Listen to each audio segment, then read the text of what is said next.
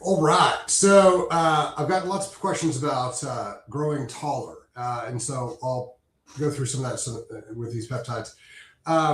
So peptides are fantastic for a lot of things. One of the things they help your body do is to just enhance or promote or make more of a normal bodily system. So like GHK copper helps your body make more blood vessels and heal blood vessels. And that type of thing. So the growth adjuncts or the growth cyclicogs kind of encourage your pituitary to produce more of your own natural growth hormone. Now, there's a variety of them that do very similar but slightly different things. So samorelin, which is, I love that one. Ipamorelin, I also love that one. Tesamorelin, CJC 1295. These are all really great options. Now, everyone's body's a little bit different. And so I have people who are like, oh, the tesamorelin works great for me, but the samorelin doesn't work as well or whatever. And that's gonna be a thing. And so trying to figure out kind of what the ones that work best for you are gonna be kind of a trial and error that you're gonna have to kind of go through. Now, all of them are gonna help produce more growth hormone. Now, what we have to understand is that growth hormone and the most beneficial form of growth hormones, IGF-1 or insulin-like growth factor 1, your brain produces, the pituitary produces the growth hormone. Growth hormone goes down to the liver produces IGF-1. And so that's kind of how that one gets put together. So make sure that your liver is clean. That'll help get everything put back together. But you've also got to make sure that the base function of growth and regeneration is there. So testosterone is going to be the number one thing. We got to make sure that your testosterone levels are where they're supposed to be, especially for long-term regeneration. So a lot of people talk about the growth hormone analogs or cyclicogs as anti-aging, which is not a term we're allowed to use because you don't literally get younger. The clock doesn't literally turn backwards. So the term we use is longevity wellness. So if you want to look better, feel better, have more energy, all those things for a longer period of time, my whole thing about highest quality of life for the longest period of time, these are fantastic things to add in. A lot of people recommend that say they get better sleep and all that type of stuff. Now, the best time to use these for most people, not everybody, I like to use them before I work out because I feel like it gives me a better workout. But for most people, the best time to take these is at night because your body naturally produces growth hormone at night. And so giving your body just a little extra kick to produce a little bit more is fantastic. About 20 minutes before you go to bed, take that shot, and it helps kind of generate those things. Now, you're going to have to track this. If you get amazing sleep when you do it, great, knock it out. If it messes with your sleep, again, either that's not the right peptide for you or you've got other things you got to deal with. Usually it's a methylation B6, methylation B2 issue. Catecholamine issue, you could have histamine issues, so DAO is going to be a big player on that. But anyway, wrangling that in is going to be kind of an issue you're going to have to deal with because sleep is super critical for all sorts of growth, whether it's longevity wellness or whether anything else. Now, I talked about growth because people ask me this all the time. Theoretically, as long as the growth plates in your long bones have not closed, so if you went and got an x-ray and you're, say, 15, 16, and you still have open growth plates, theoretically, increasing the amount of growth hormone that you have will increase the amount of growth in those long bones. There's a bunch of research using different peptides and using growth hormones and all sorts of things that have been very beneficial in showing increased height in some of these people. Now, that's something that you and your doc are going to have to kind of go back and forth on and kind of figure out what's going on. Now, here's the thing. Whether you're trying to grow muscle tissue, whether you're trying to grow height, whether you're trying to grow anything, remember, just getting the peptide in or the hormone in that says, hey, you should do this is not nearly enough. You've got to make sure that you're sleeping because that's when the healing regeneration happens. So if you haven't dialed your sleep in, you might want to try working on that before you do everything else. Base physiology is, again, critical. So you're going to have to make sure your testosterone levels are where they're supposed to be. You're also going to have to make sure that you give your body all the things it needs to bake the cake, right? So I talk about this all the time. If you're trying to bake a cake and you don't have any eggs, you can't really bake the cake. So if you're trying to grow muscle tissue or bone or organs or whatever you're trying to heal and regenerate, if you don't have all the amino acids, if you don't have all the minerals, the selenium, the molybdenum, the CoQ10, the iron, the saturated fat, if you don't have all the building blocks, you're not going to grow as well. So You got to make sure that you're consuming those things really, really well. And so that kind of brings us to a big benefit that we see with any of these growth hormone adjuncts and like GLP-1s or GLP-3s. So one of the things we see with the muscle loss that's associated with poorly using GLP-1s and GLP-3s is the body just doesn't have any drive to tell it to regenerate and repair, because these people are not getting their testosterone levels checked. They're not getting their fasting insulin levels checked. They're not getting their growth hormone function dealt with. So a lot of times a great add-on to any GLP-1 or GLP-3 is to obviously get your testosterone up, but to also use one of these growth hormone peptides or blends, because there's a lot of great blends out there. CJC 1295, ipamorelin, a fantastic blend. Samorelin, ipamorelin, a fantastic blend. So those are great.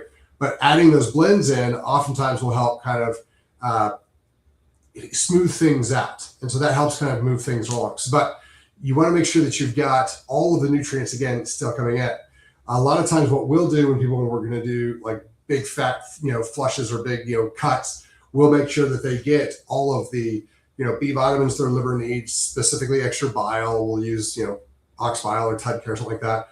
We'll give amino acids. We'll give all the building blocks the body requires to grow tissue, to maintain tissue, to heal, regenerate, repair, even if you're not eating very much, because your body can use the fat to produce the energy, which is your ATP, but it still has to have the vitamins and the minerals and the proteins and all the things to create all the tissue you're trying to either maintain or grow. So you got to make sure that you're getting all of those things in. Otherwise, this is not going to get you where you want to go. You got to make sure you're really well hydrated, because your body uses water to carry and do all that stuff, all sorts of different functions in the body. So those are going to be some of the things you're going to have to make sure that you're looking at when you're looking at growth. Now, here's one of the key things I love about these growth secretagogues. Okay, so I'm bald, right? So I don't have to worry about the number one problem with testosterones and like, so Anavar, Winstrol, like all those fun things. The two big things you got to worry about with some of those orals is liver and hairline. I don't have to worry about my hairline, so I just deal with liver. However, a lot of women and a lot of guys have hair they don't want to lose. And so you can bump the testosterone levels up to, like in a guy, like 800, 900, maybe 1,000, and to a woman like 150 or something like that. And so they'll be totally safe hair-wise. But then they're like, I want to add one more thing. I want to push the envelope a little bit more. I'm working out extra hard. Cool. That's a really great time to add in these growth hormone peptides, because now we don't have to worry about hairline, but we've added in a whole other level to kind of build everything else up. And the great thing about that is that your testosterone is not really going to make your bones and your organs and things like that grow. It will help muscle tissue regenerate, repair, and heal and grow, but it's not really going to change the bone stuff. The growth hormone peptides and growth hormone in and of itself, if you're taking like synthetic or exogenous growth hormone, those can create jawline issues, organ issues, things like that. So, if you look up growth gut bodybuilding, you'll see these guys with these big bulbous, stomachs from growing their intestines too much. You can use a little bit of growth hormone, and you don't have to worry about the excessive problems. And you can use your testosterone, so you don't have to worry about your hair loss issues. And so you can combine these two, and you get phenomenal growth, rounding of healthy, muscle tissue. So we've got a lot of women that we've started, instead of using Anavar, we've started coming over and using like growth hormone peptides. And those have been really, really beneficial at, helping keep the fat off while growing really clean muscle tissue and stuff like that. And the great thing is that what you see is that when you come off of these peptides, you maintain a little bit more of the muscle tissue a little bit more than you would have had you used one of the other androgens or anabolics. So these are fantastic tools. Again, you never need more than enough. You can get significant increases in growth hormone, IGF-1 and stuff like that. These things are fantastic. However, again, more is not always best. And you've got to have to be really, really hyper careful if you're going to do these, by yourself.